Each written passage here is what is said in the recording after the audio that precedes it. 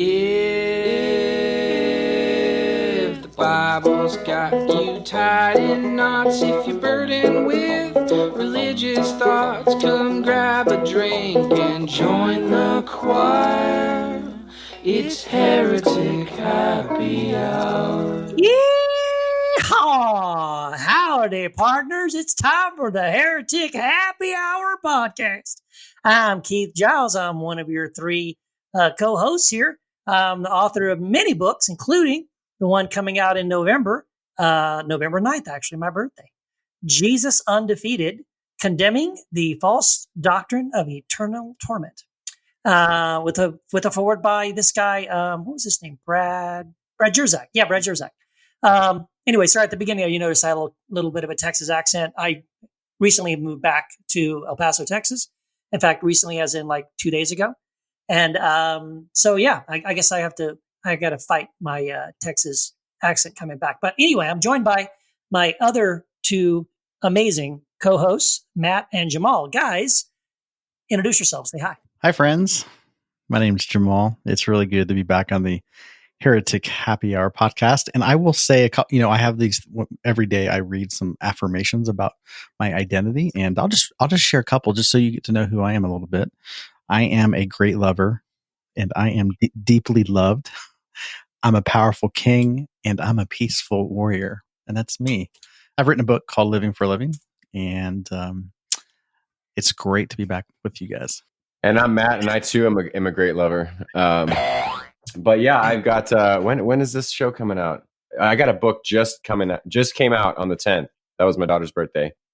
And it's called Devoted as Fuck. So please, all you beautiful fuckers, you pick that up as soon as possible. Or it makes a great Christmas gift.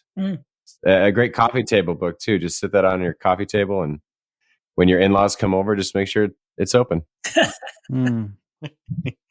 That's my recommendation. Yes. Hey, you know what? By the way, I dropped the ball out there, guys. Should have said at the beginning that, by the way, everybody, we're doing a brand new series in our podcast. We're doing a Culture War series, and we're already one or two into it now. So, just so you know, that's what we're going to be talking about for the next couple of episodes.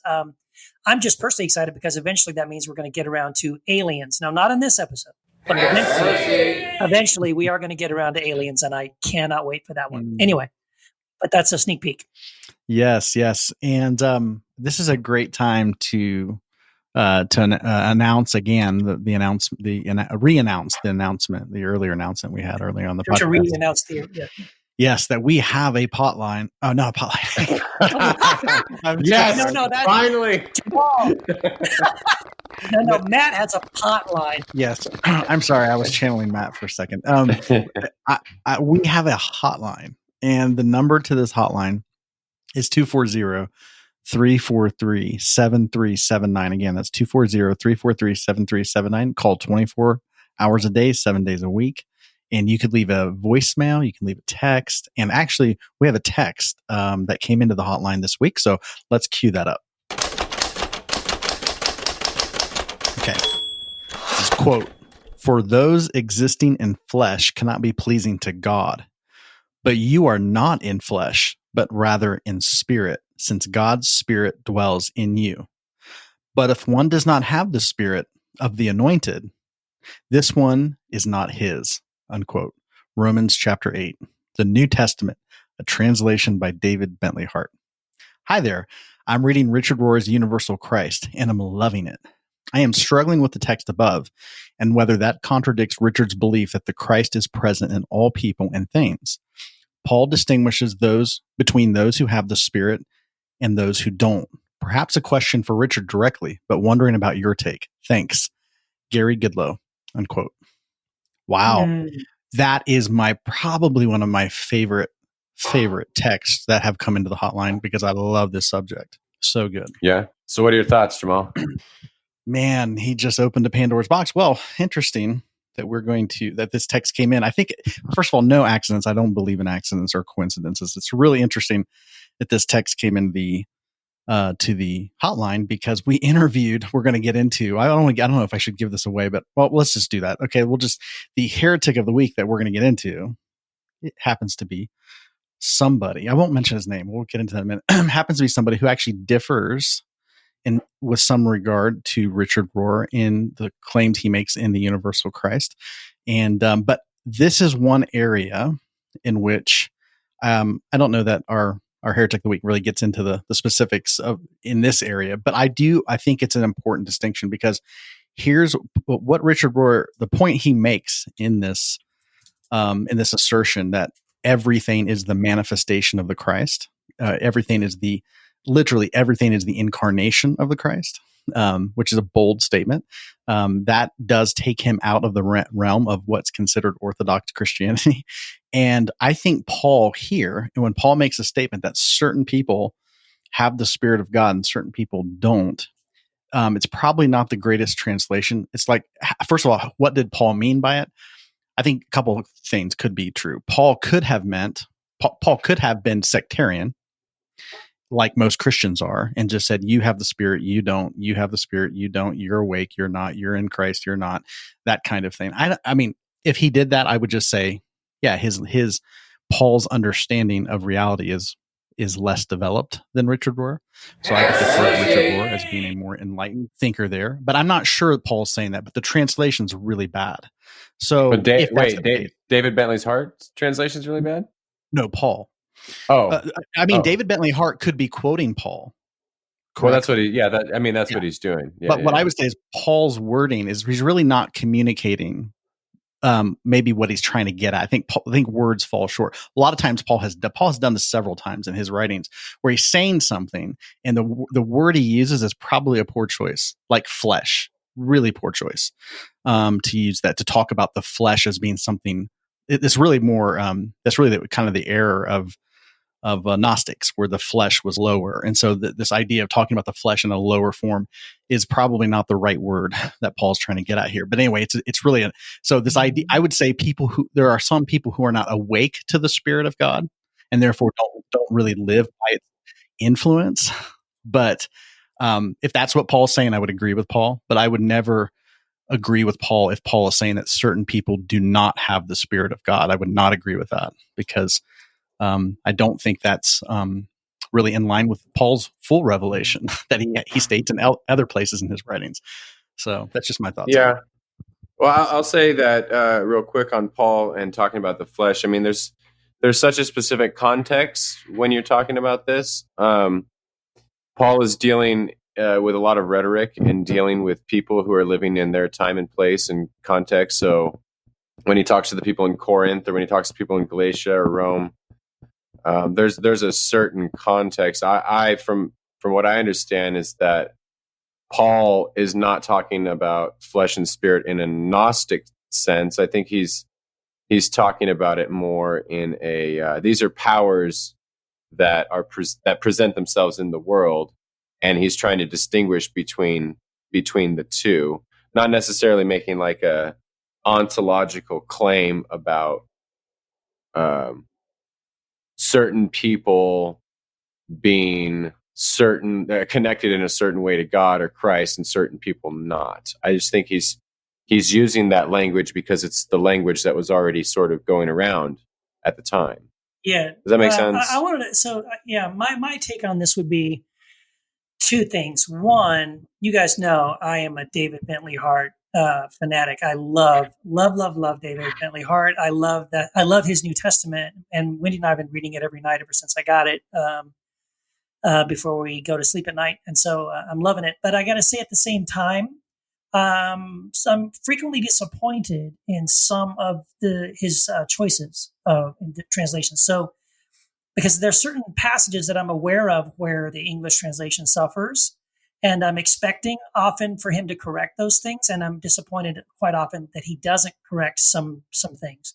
But what I'm noticing is that the choices David Bentley Hart is making in his New Testament translation are more, in other words, he does have an agenda. And in fact, he is probably more concerned about correcting a very reformed Calvinistic perspective that has crept into most English translations. And that's really the main thing he's trying to correct in his translation.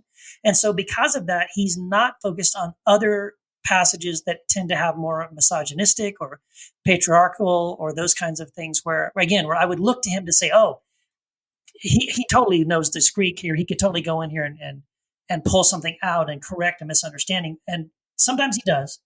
But as I said, sometimes he doesn't, and I'm disappointed in that. So I want to just say that off the bat. But I think in this particular case, this translation here from Romans 8, I think it's also possible, kind of like what you were saying, Matt.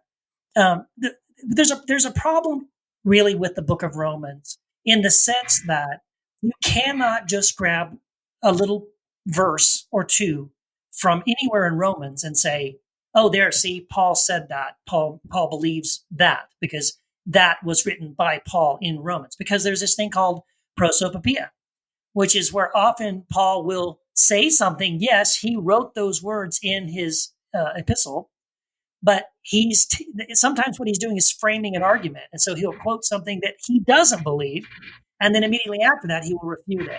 So I would also caution, if you're not aware of that, that's what's going on in Romans, you can get tripped up by something like that. Where you could say, oh, well, look, Paul says here, this whole thing about existing in the flesh and versus the spirit. Now, I'm not sure exactly that is what's going on in this passage, Romans 8.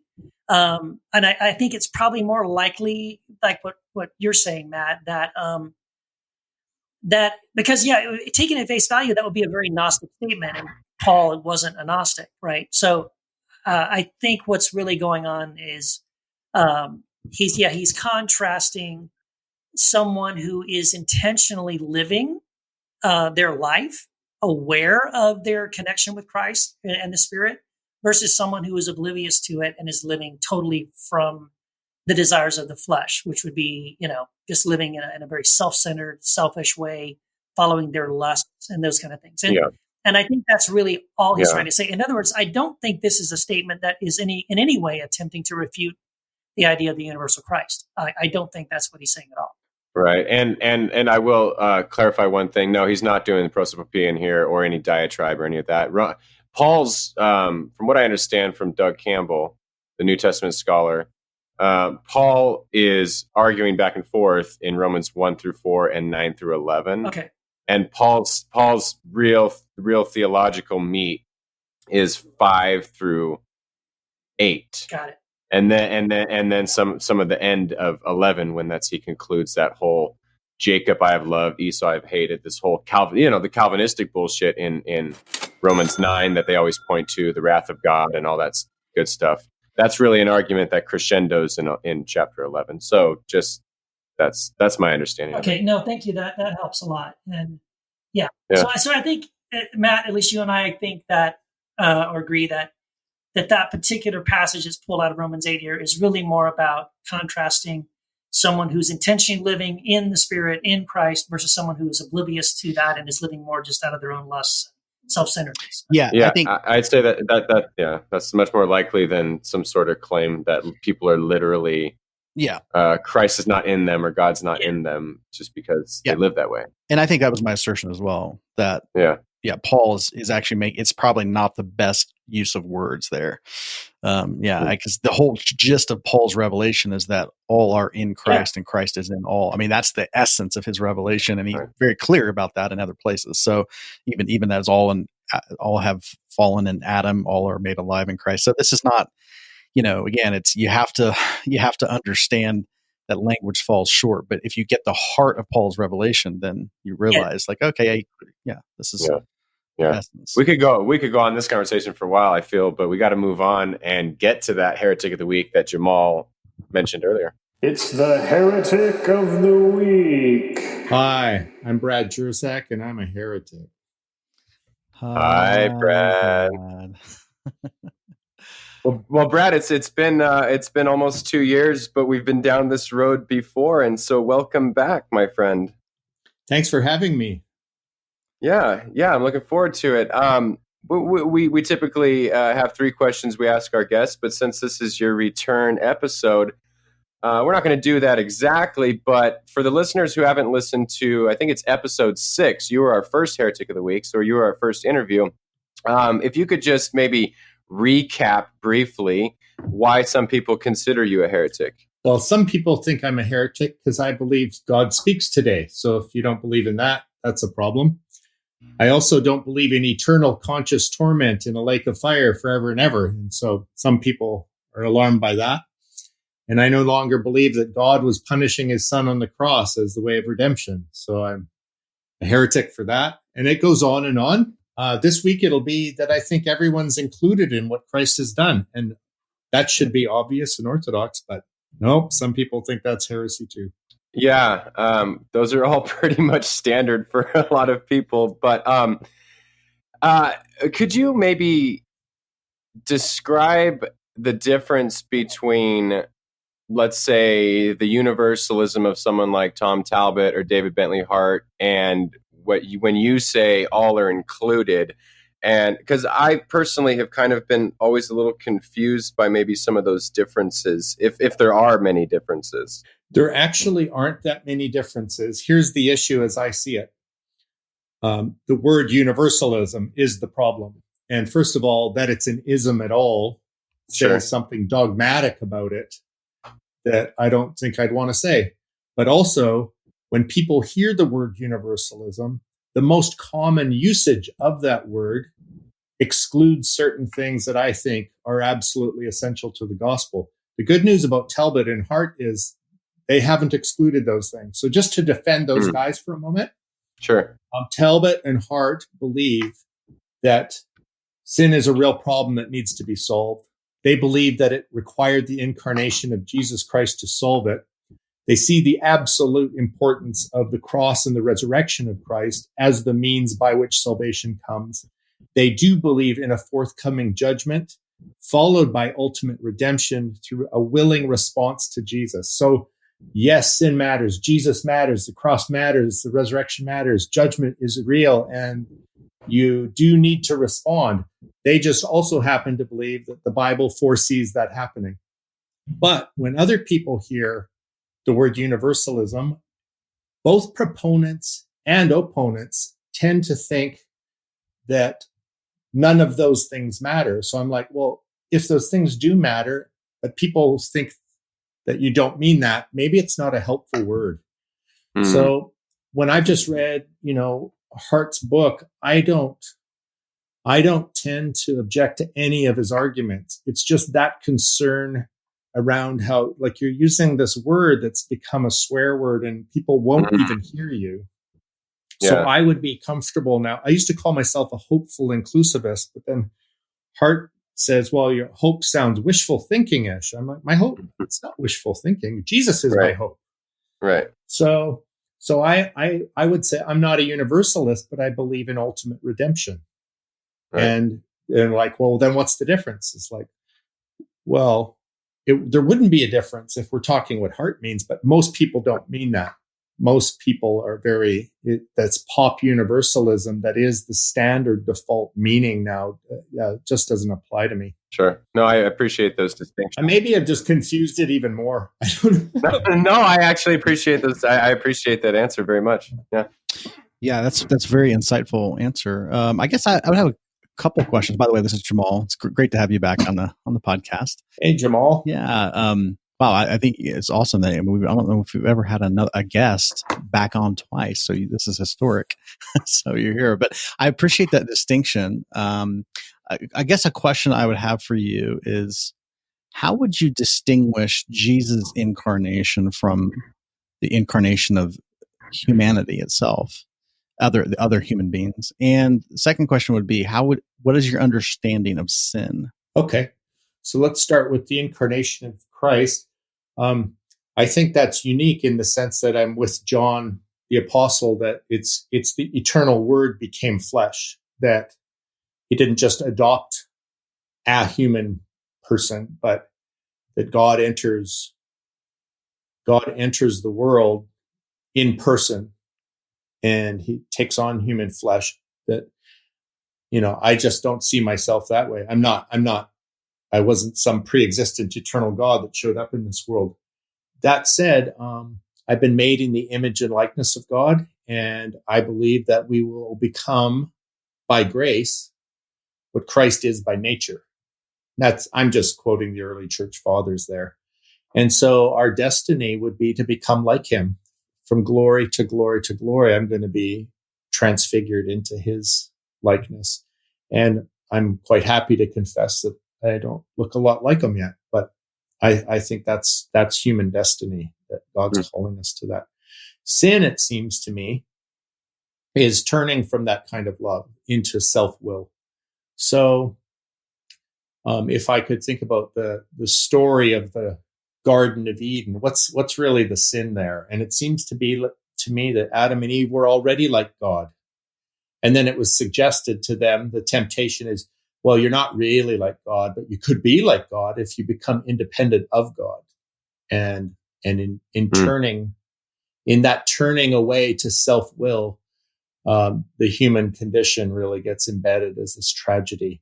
And so then what's repentance would be turning back to the care of a loving God who restores his image, or restores the likeness. I think the image is still there. Restores the likeness through a willing surrender to his love and care, and an orientation towards love. So that's kind of how I think of my anthropology and my sin and my return. Totally. That's super fascinating. I've always said, one of my contentions has been, the root of the sin was when, in the story there, when Adam and Eve were suggested that they could be like God. And I was like, wait, they obviously didn't realize that they were already. And of course, that then is the hook for looking outside of themselves for likeness and image. But, so my understanding has always been repentance is turning back to like, hey, you understand who you are, coming back to the essence of you. But it's super interesting. And the reason I asked the question about incarnation is just because and we've had another guest on the show.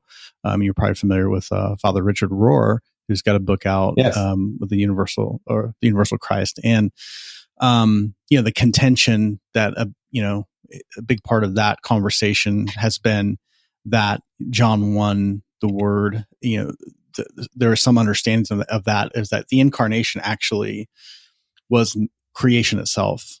And then of course, Jesus obviously we have that as a person, that standard bearer, but actually, Jesus is not different in the sense of, the incarnation happened at the Big Bang is kind of his assertion is that's when the incarnation actually happened. So, I know that's a bit of I think I'd be curious to hear your take on, that perspective, Sure. So I want to start out by saying I love Father Richard, and I would regard him as a friend. And I think he represents the image of Christ in this world far, far better than I hope to. And I really mean it. The guy is just an effusion of divine love, actually. And so I went on the one chance I've actually had time to really be with him face to face. I fell into his arms and received the beautiful hug that to me was love embodied in this guy. So I want to say that first, and also that I'm a fan of his writing, and yet I would have some disagreements about precisely the thing you brought up. And so where I disagree with him is, he's doing some daring things, and I'm not willing to dare them.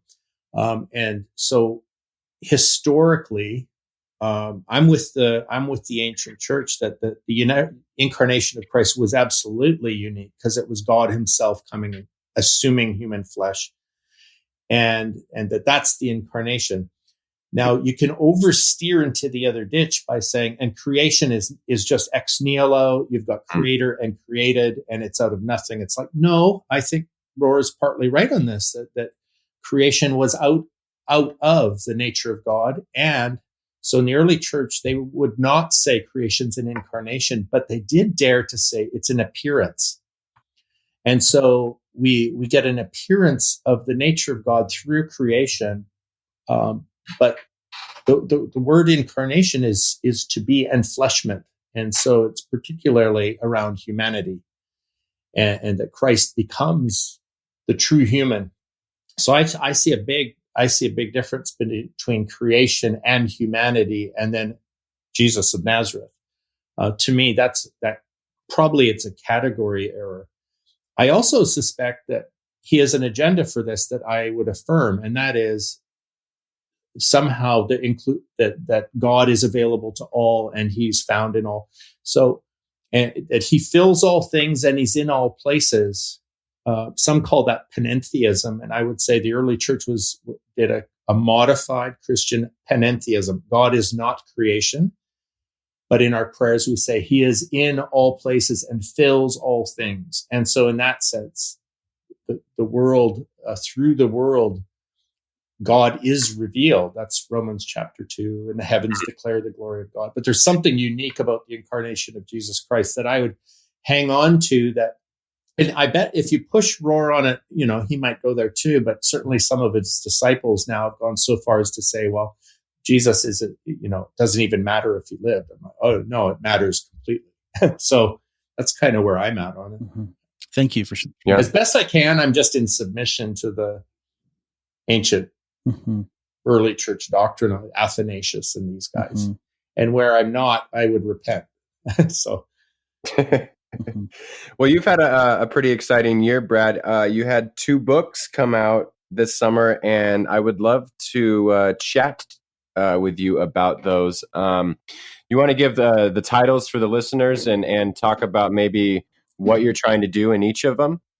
Sure. So one of them is a sequel to A More Christ-Like God that came out a few years back. And this one's called A More Christ-Like Way, A More Beautiful Faith.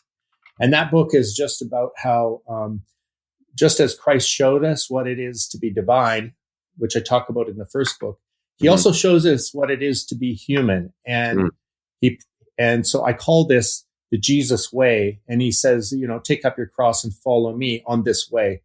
So in that book, the More Christ-Like Way, I begin with a little bit about, alternative metaphors to deconstruction that could be more healthy, like let's say art restoration.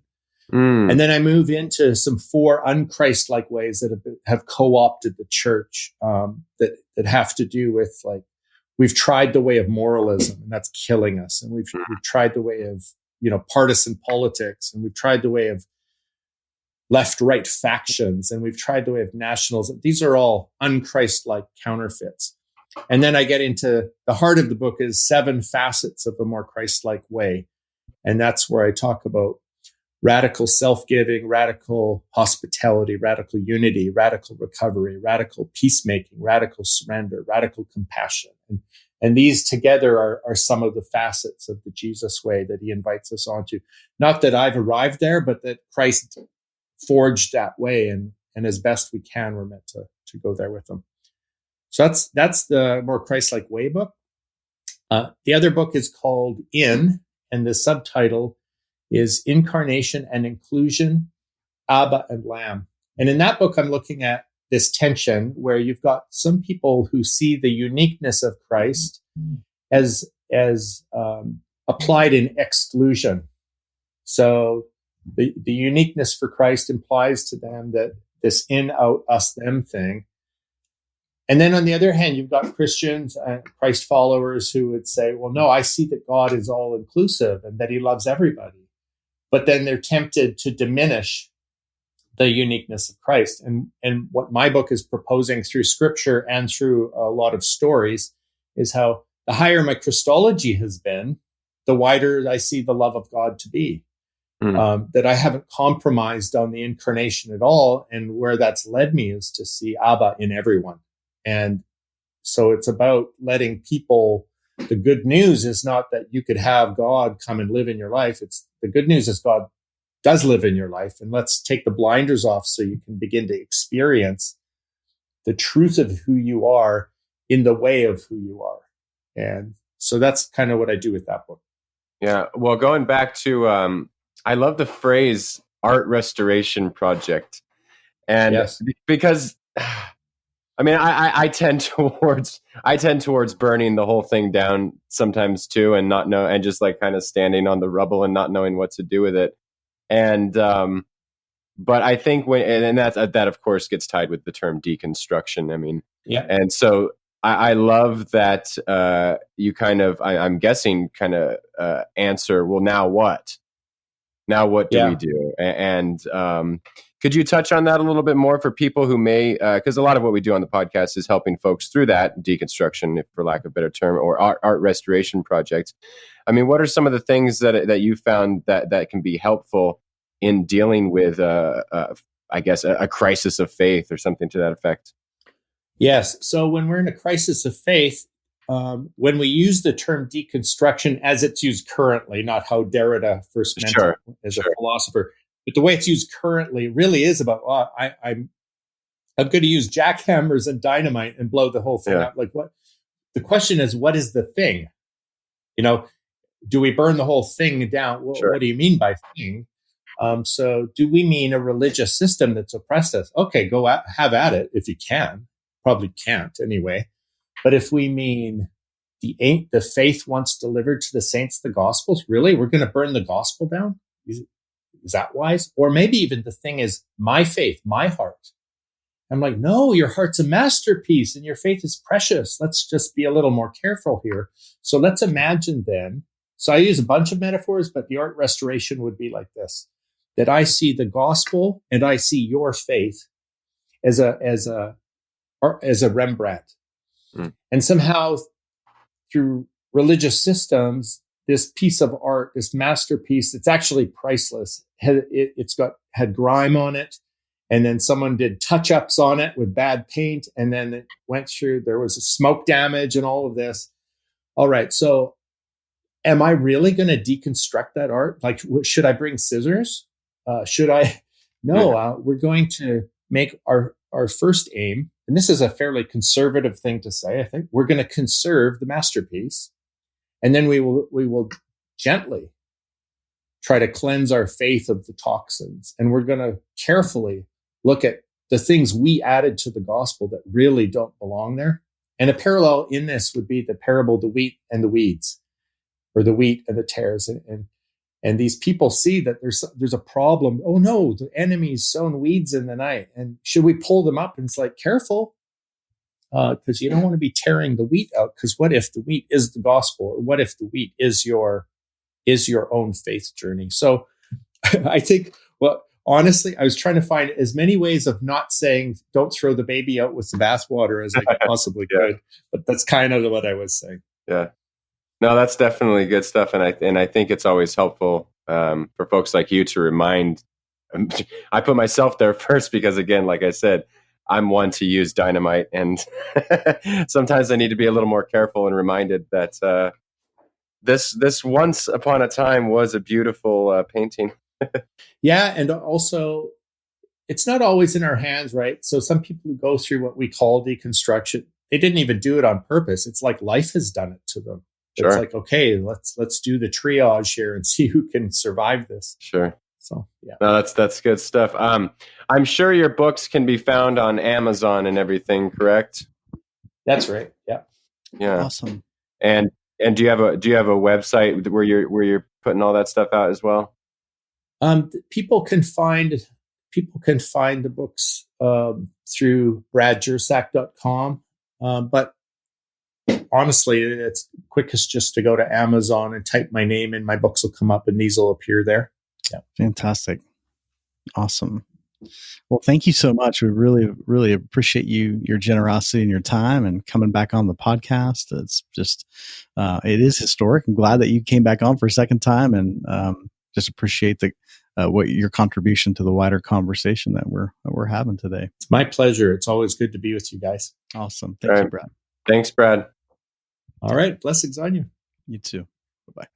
Oh, yeah. Brad freaking Jersak. He's the man. Love that guy. Yeah. Yeah, he's our first guest that came back. Yeah, imagine that. We actually had someone that was willing to come back on. Yeah. We did. That is really cool. And it was 2 years ago we had him on, I think. It was. I can't believe can you believe it's been that long? No. It doesn't seem like that long. No, it's cool.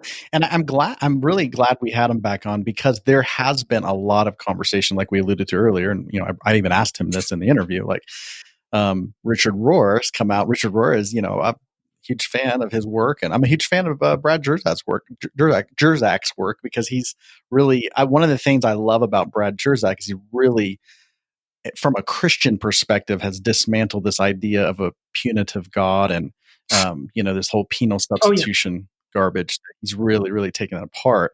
I love that. I think he does differ from Richard Rohr, and he's admitted to that. And but the idea of Richard Rohr, the emphasis on the universal Christ, that everything is a first and foremost an incarnate, an example of the incarnation, and Jesus, obviously, we're given the person of Jesus to as a statement of, okay, he is an incarnate being. And then we look to him as a standard, but yet then Jesus' message to us is we are also all like him. I think that's where Brad Jersak would differ a little bit, in that is in his claim that Jesus is in an exclusive way, in a way that we're not, God incarnate in human flesh. And that's where, and that's the traditional Christian understanding of the incarnation. And I think that's where he would differ from Richard Rohr. I definitely would I love it, because that's why I would not be considered a Christian in that sense of the word, because I think the essence of Jesus' message is that we are like him. Jesus is not some exclusive deity human being in a way that we're not, because then that would make him fundamentally different than us. And I think that's where I would differ. Yeah. So. But the beautiful thing is that Brad and Rohr would disagree and still like genuinely love each other. Oh yeah. Same with you, Jamal. Same with what we're trying to do here on the show. Yeah. And it's just so counter to what is the current culture, especially, and I'm going to make the perfect segue here, when it comes to politics. Oh, we just cannot. We just can't take that approach. Like, even as Christians, like, we get so bent out of shape, and we break up relationships because of it, and we get, just because of a disagreement. And politics, this is the one that I was looking at, like, when we do the politics one, it might be one of our most contentious, not with each other, just because for some reason politics just sends people over the edge, man. More than theology, I think. Yeah, well, they're very similar, right? I mean, and obviously, sure, of course, this topic is something I wrote a book about. In fact, my very first book with choir was Jesus Untangled: Crucifying Our Politics to Pledge Allegiance to the Lamb, and so this was something that 2 years ago when I wrote this book, I thought, man, it had reached such at that point 2 years ago, the division between Christians and even just the division in America in general over issues of politics was so divisive and so toxic. That's why I wrote Jesus Untangled. And now 2 years later, oh my gosh, it's like 10 times worse. This is it is an important topic. And it's one that I'm curious to see how how the three of us are going to fall on this, because I'm guessing the three of us are going to be pretty different in our perspectives on this. But definitely something we have to talk about. So politics. Yeah. Yeah. But it's cool that we're going to differ. Like, it doesn't. Oh no, of course. I don't know. I think this is where I think people just like lose sight. Like, we're to a point where if you're not exactly lined up with us on like 10, 15 views, maybe less for some people, then it's like we just cut off everything. And you're like, and we've gotten so dualistic that if you're on the left and you're not quite as left, then you're like far right. And if you're on the right and you're a little bit more liberal, then you're some sort of crazy neo-progressive. And it's so bizarre to me, but it's so telling of our time. And for me, it doesn't matter where we fall on the map. Like, yeah, you have your views. I have mine. Jamal has his. Ralph's got his. The listeners have theirs. Yeah. But that's okay. But I mean, I am curious. I got to be honest. Like, I'm not exactly sure where you guys fall. Well, so should we? Just to kind of get us started, and then let's go around. Maybe let's do like a little round robin here, and maybe we'll take some time. Maybe we'll just take a little bit of time to give our views on the topic of politics. But in America, we are living in a time when to be a Christian, it's just assumed, especially if you are a Republican conservative. The assumption is, well, that's all you can be if you're a Christian, because you can't possibly be a Christian and vote Democrat. And there's a whole lot of reasons for that. That's not an accident that's happened. That's actually the result of many years, many decades of intentional planning to sort of polarize the church, the Christian church, The onto the the family. side of politics. Well, yeah, exactly. That Yeah. documentary on Netflix, The Family, which I haven't seen it yet, but my gosh, so many of my friends have said, Keith, I watched The Family, and I kept thinking about, you got to watch this, Keith, because it's like it's really just reinforcing all the stuff I was writing about in Jesus Untangled, which is this. There's a very purposeful, intentional, and I don't want to sound like a conspiracy because it's not a conspiracy. It's documented, very well documented, that Christian leaders and business leaders, corporate leaders, came together, like around the 50s, and started to say, how can we get Christians to line up behind these sort of conservative values that support corporate interests? They had several high-profile Christian pastors of mega churches, many of them in Los Angeles, but also in the Midwest and the East Coast, who jumped on board with this and made it their mission to, do all that they could do to make that happen. So that was in the 50s. And there was a wave. That's where we came up with that's when we had this whole "In God We Trust" and "One Nation Under God" and all that kind of stuff put into our national language.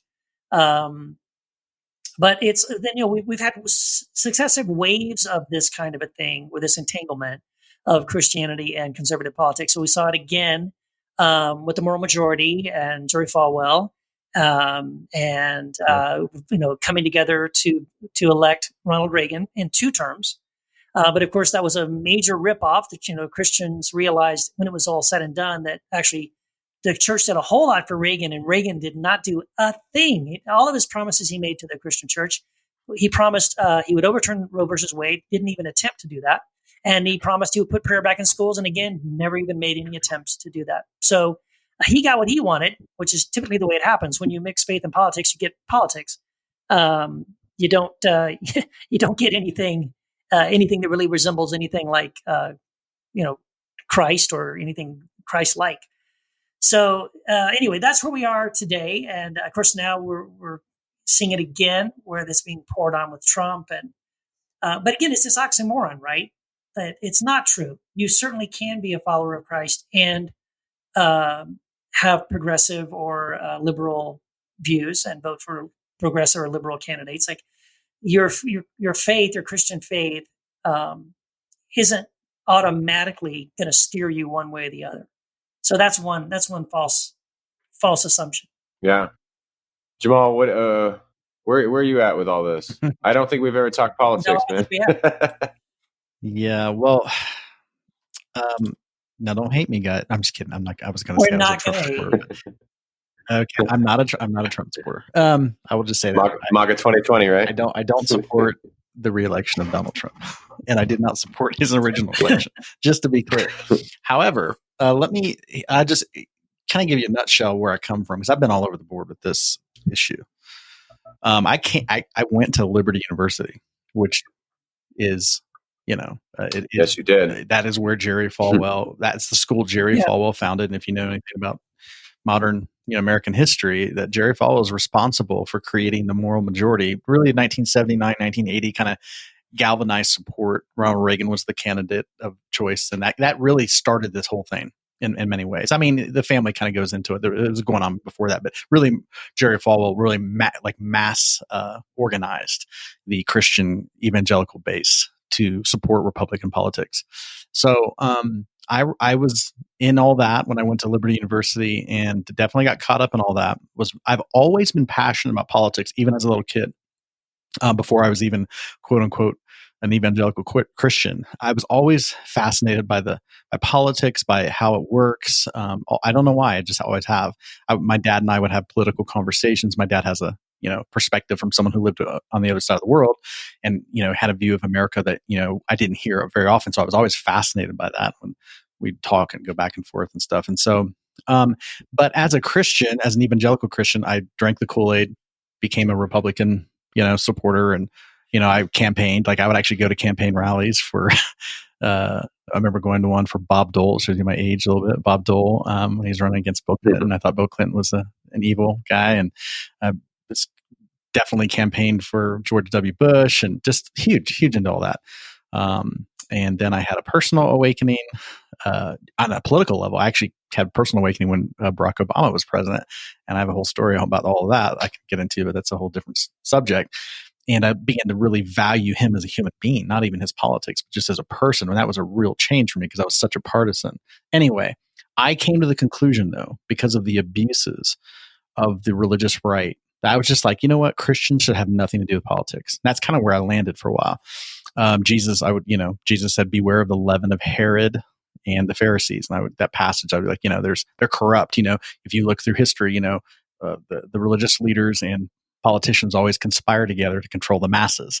And I believe that that's very, very, very much part of our history. So I just wrote off politics altogether. Like it has no place for Christians. But then I left Christianity. I started to realize that, Jesus didn't even have any, like Christianity has nothing to do with Jesus. Jesus didn't even come to start another religion. So the problem with politics is that it gets in bed with folks who are promoting a tribe, a nation state, so to speak. So it's all about the religious, the nationalism, and then the people want to hijack nationalism, the country, to promote their brand of their religion, and that's where it gets very corrupt. But I have since had a reawakening to the realm of politics for me personally, and the reason for that is because there's nothing inherently, and I just started to see why dualism is always around the corner. When we start making something secular and something sacred, then we've missed the boat again. Now we're saying, okay, this is a no-go zone. It used to be, certain music is a no-go zone, or I just don't believe there's no-go zones in the world anymore. Like every profession, is for the most part something. If you feel called to do your work in that profession, there's nothing wrong with that inherently. So is politics a no-go zone? No, I think politics is great. But that it doesn't mean, it's not, if you're not promoting a specific religion or nation state, I actually think politics can be redeemed, because when you turn your faucet on and water comes out, that's politics. And when you drive down the road, that's politics, because somebody had to make that road. Somebody had to, set up the infrastructure so that you have water lines coming in your house so you can have drinking water. Police force, laws, traffic lights. All these things are politics, and you have it at a local level and you have it at a national level. There's nothing inherently wrong with that. But I think if you're deconstructed away from the agendas of promoting a tribe, a religious sect like Christianity, which I don't even think Jesus came to start, or if you're not trying to build a nation state to control the masses, then politics can be a beautiful tool of human development. And I actually think it can be. And I think there's a real place for people who are awakening to the essence of who we are. There's a role in politics for those folks. Otherwise, that's, the people who are unenlightened are now running the show, and it's affecting all of our lives. So I do think people should get involved in the political process if they're not motivated by, promoting their tribe, Christianity, or promoting their nation state in a nationalistic sense of the way. But if you're into human development, politics could be a great field. I'm definitely passionate about that. So in other words, you're voting for Trump in 2020? Actually, I'll tell you, I'm a passionate supporter of Marianne Williamson, who's running for the Democratic nomination. I really believe in her message. Not that I think she's a savior and going to save us all, and I'm not outsourcing my hope to some politician. But I just think that she's a healthy candidate, and there's others out there. Again, I'm not saying everyone should vote for her. I'm just saying that's the person I am very excited about, her candidacy. But I'm passionate about people getting involved when it's not motivated by tribe or nationalism, but human development. I think it's beautiful, Yeah. Well, yeah. I tend towards some pretty anarchist leanings. I like you all, I grew up conservative and was told that to be a Christian, you pretty much have to, you have to be a Republican, but you have to be on that team. I don't think the people who I was around went that far, but that was definitely the slant. And then I got really libertarian, and just thinking that the state, just in its very existence, breeds corruption, and it's like predicated on power and coercion. And I just really can't get on board with that. I mean, that's historically seems true. And like Jamal, you said, religious leaders and state leaders always get in bed with each other and always fuck the people over. I mean, that's That's just what it is. And but I try to be pragmatic at this point. So in California, marijuana is legal, but if it weren't, I would certainly vote to legalize it because I know when you vote, you kind of like endorse the system, but at some point, I think of the state as like heroin.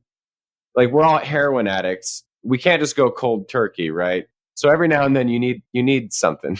Otherwise you're gonna everything's gonna spiral out of control. So that's how I see voting as, it's like we're all a bunch of heroin addicts. We endorse it. I mean, so if I have a chance to have people who are locked up for marijuana or something because weed's illegal, to have them released and I have a vote on that, let's say, I would certainly do that, even though it's sort of an endorsement of the whole system. But the system is, I look at it like anything, like it's a tool. It's not good or inherently good or bad. It's like money. It's like, it's just a tool. It can be whatever you want it to be. But I think that the issue can be, so for example, when human beings gather together, there is a principle. Like there's a lot of power when collective folks organize. You can organize and change things.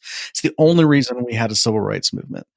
Even you think about gay marriage. Like, why did that even change? It's because there was a galvanization of people to gather and address an issue in our society that needs to be addressed.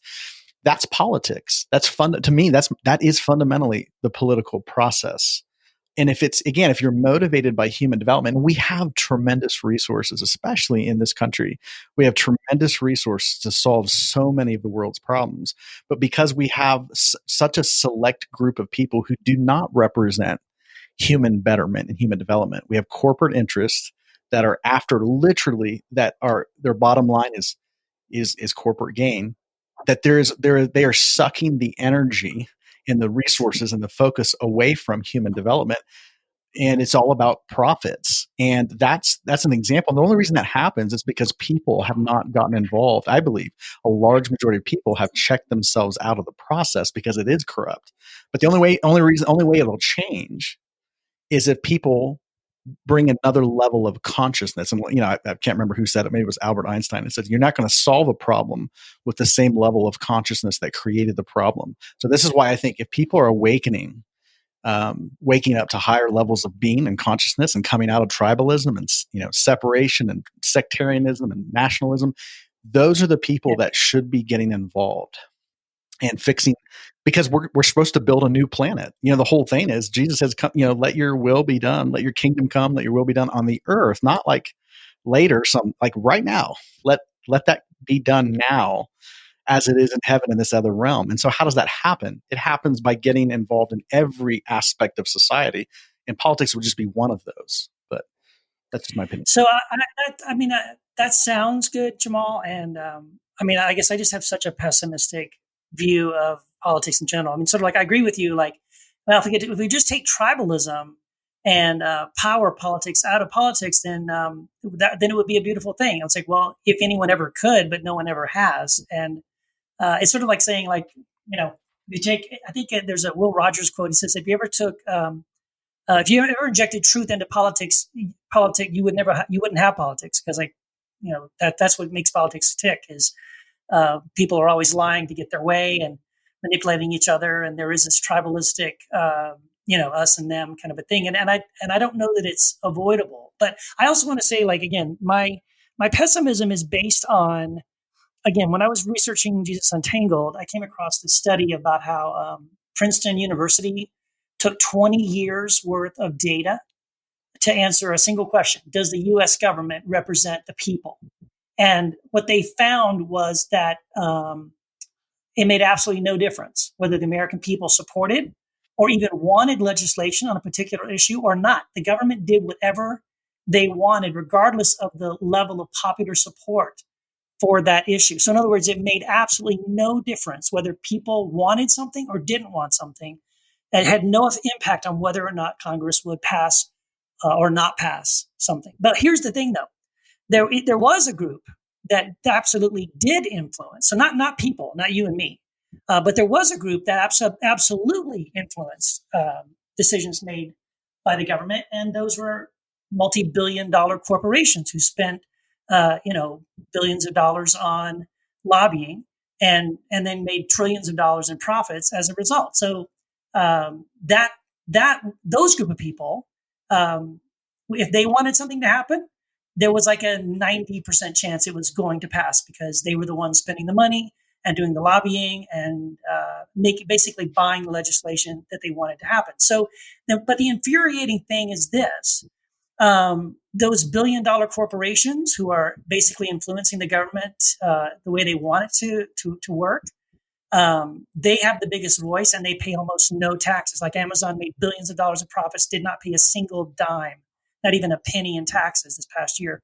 And they're not the only ones, right? All the billion-dollar corporations have the most influence in the government, pay none of the taxes, but we're the ones paying the taxes and we don't have representation. So I believe that we no longer have a government by the people, for the people, and of the people.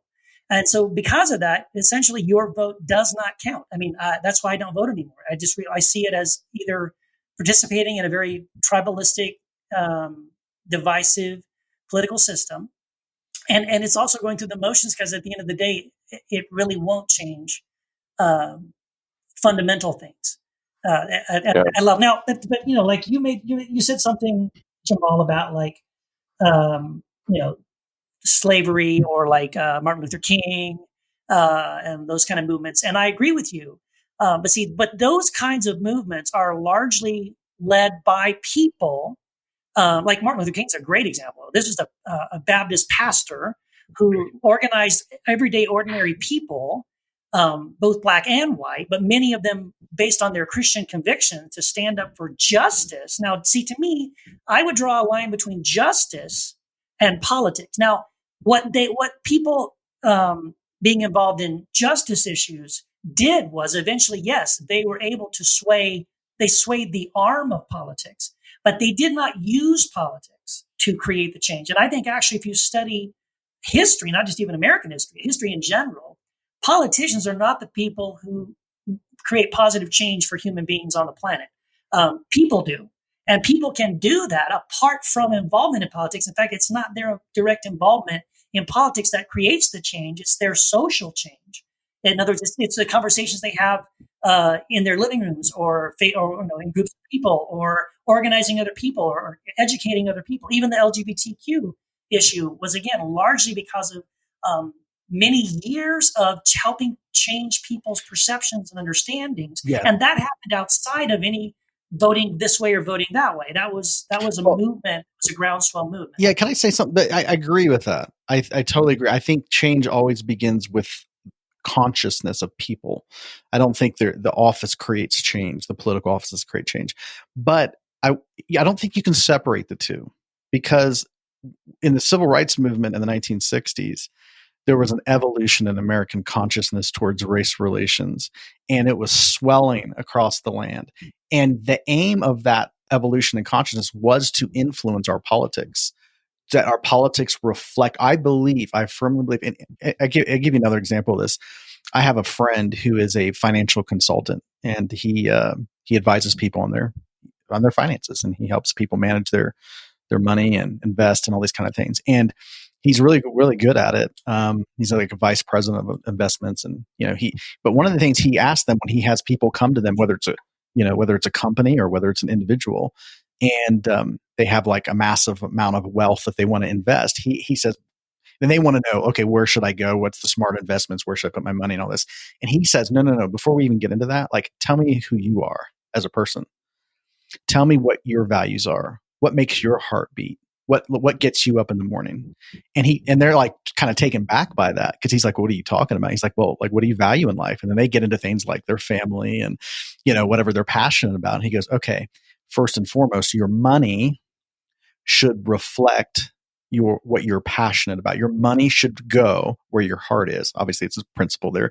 Where your treasure is, there your heart will be also. Okay. So it's a powerful principle of the new world that we're building. Jesus talked about this new kingdom. Okay. So I firmly believe that politics, which is spending our money as a nation, as a group of people, should reflect our values. Where our money goes, it nationally should reflect the values of the people. So people we have a right to say, okay, I am tired of taxpayer money going to represent $700 billion war machine that's wreaking havoc on the planet. That's not why. It's not our values. No human. If you polled people, nobody would agree with that. So we need to organize in such a way that we say, okay, yeah, the politics should represent us. It shouldn't represent just corporate interest or small groups of people that are, running heinous institutions that are, destroying people's lives. No, we don't support big pharma. No, we don't support that. Like the majority of people, if you talk to them, they'd be appalled at this stuff. Yet that's where their money's going. And I just think that they're, just like the civil rights movement in the 1960s and these other movements, we want to influence political or public policy to reflect the will of the people. That's why the whole gay marriage thing was such a big deal, because the majority of Americans had grown in this issue. Their thinking had evolved, and now our politics, our laws were archaic. Our laws were represented that were indicating a place where we didn't. There was an alignment. There was not an energetic alignment with the value system of the people. And I just think that one has to represent the other. And if we're going to create a new planet, we can't just, because again, what's the solution? If we just check out and say, okay, well, politics it's corrupt. There's nothing, it can never be changed. Then we're just left with like doing our own thing. Well, but I mean, I agree with you on that part, Jamal, but see, and this is where we would take slightly different, perspectives on what that looks like. Because for me, when I say, okay, I reject politics as a means, as a way to affect any real change in the world, and I that's where I'm at. I just don't believe that politics is really going to affect any kind of change, positive change in the world we live in. But I do put my hope in Christ and in the message of what the Sermon on the Mount. Like I really do believe that that the transformative message of Christ, that the good news of the kingdom, it's something that transforms us as individuals, as people. It makes us people that aren't self-centered. It makes us people that do, love our enemy, love our neighbors, ourselves, put others first, and all these kinds of things. And so I think once we begin to undergo that transformation, and then we begin to help others undergo that transformation, again, it's a one-to-one, personal, direct movement. That one person at a time affects the change. In other words, we're affecting the changes in the hearts and the minds of human beings around us. And then once people around us have changed, then frankly, laws in some ways become irrelevant, because whether there's a law that says you shouldn't, rape goats or not, doesn't matter, because you live in a society of people that don't want to rape goats or whatever. You know what I'm saying? So it's sort of like, or the law should say, no, everyone needs to rape a goat. Well, I'm not going to, because that's not who I am. So in other words, like if we can influence positively changing hearts and minds of people around us, then that's the way we change the world. That's the way, and that's a lasting change that has nothing to do with what the laws say. Because again, laws are irrelevant if people themselves have fundamentally changed to become like Christ. Yeah, but I mean, to play devil's advocate, I mean, ideally speaking, yes, you're absolutely right, Keith. If we're all living in our true essence, living without our ego and all these things, and living an enlightened life in the kingdom of God, yeah, laws, they're meaningless. I mean, they could say whatever they want to say, but I do the right things because they're the right thing, not because the law tells me. But in the meantime, I mean, certainly we need some sort of. We're not there yet. No, we're not there yet. We need some guides. We need some guides. I mean, couldn't you still engage in the political process in order to put guardrails up against murdering? Yeah. Well, no. Again, I would say I could if my vote meant anything, if my vote was anything other than something that I'm going through the motions and it made me feel good and I got that sticker that says I voted, look at me. But at the end of the day, the people that I voted for don't work for me and are not going to pass laws that have anything to do with what the will of the people really is. So for me, again, this is just for me. I feel like, again, this other thing about, the gospel and transforming people to be like Christ. Well, that's such a long, slow process. Yeah, it is. It may take a while, but I think it's something that's worth doing. I think it's ongoing. It's not like we're starting on day one, and that this has been an ongoing process. And so again, I feel like that has more hope. I see more hope for humanity in that than I do in politics. Yeah, I do. And there's plenty. It's like used car salesmen. They have a bad rap for a reason, but we all buy cars. So it's not like it's inherently like if you are a used car salesman, you're now suddenly involved in it. In an unredeemable profession. It's the same thing with politics. It's like there are people. I know people who feel very passionate, and I would say their work in the world. My personal belief is that all people are here on purpose, and that we all have a role to play and a job to do on the earth, or jobs to do on the earth, or it's our work in the world. And again, that's what my book Living for Living was about. Like when you're not living for survival, you're actually here. You're living to advance love. And that's whatever it corresponds to our passions and callings in our life. Once you get to know who you are, get to know yourself, you get to move into that. And there are people that get into education because of that. There are people who get into, humanitarian work. There's people that get into all kinds of things, engineering.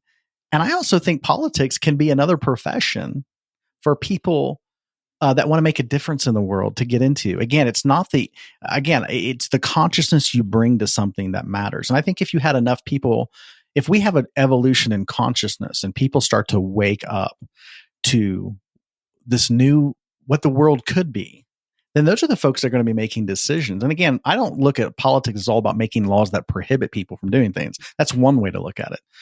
But politics can also be people who, we have enough resources to solve most of the world's problems. Just here in this country, there's enough money to solve. It's a consciousness issue, but the folks there are people now that are waking up, that are realizing we could actually shift large amounts of resources to solving the world's most pressing problems. But again, that's not going to happen if the only people who get involved in the political process are people who are fear-driven or power-driven. And I don't think it changes. And I think we're here to fundamentally change the world. So again, all aspects of society, I'm not just talking politics as, I don't want to make the Christian right. But the problem with the Christian right is that what they ended up doing is putting all their hope and power in politics to advance the cause of their religion, of their tribe. And it had nothing to do with human development and human betterment, and making the world a better place. Actually, they're at the same time, they're talking about rapture and escaping the world, and the world's going to hell. And so it didn't make any sense. Like, again, it was all about power and control and their lust for power. Right. But I'm not talking about it like that. And I'm not talking about like finding a Messiah, someone who will get elected to an office and now the world's going to be saved. I'm not talking about that. I'm just talking about people who are invested in making this world and our society run according to the values that we have. And I think that's where the political process can be beneficial. It doesn't have to be a no-go zone. Because if that's the case, then we're back to dualism, where this is sacred and this is secular, and politics is a no-go zone, and spiritual people stay away from that. And a lot of people have done that. I think it's a mistake. Yeah. So we're going to carry this conversation on because we got to wrap up this show. But guess what? You lovely listeners are in luck, because we're going to carry on the conversation over at Patreon. And if you just sign up, it's like $2 a month, right? Am I right on that? $2 a month. You get bonus content. Patreon.com/Heretic Happy Hour. We'll keep this thing rolling for another 10, 15 minutes. So make sure you join our Patreon site, bookmark our website, heretichappyhour.com. And yeah, this has been a good one. Yeah, and if you also want to continue the conversation on our Facebook group, there's a Heretic Happy Hour Facebook group for our Patreon supporters. So support us on Patreon, and if you do, you can jump on over there and join that conversation. We also help support more of an open group called Heresy After Hours, which is more of a free-for-all deconstruction sort of conversation about many types of deconstruction topics. And you don't need to be a Patreon supporter to join that group. So one of the place or the other or both, we will hope to see you there on Facebook. And I think now we're on iTunes. Is that right? I think we just got on there. We just happened. Yeah, 2 years ago. So cool. And we have some reviews on there, but we need, it would really be helpful if the listeners would rate and review us on iTunes now that we're here. So just everybody right now, go and do that real quick. Stop what you're doing. Yeah. 5 stars. It's the least you could do. Come on. Yes.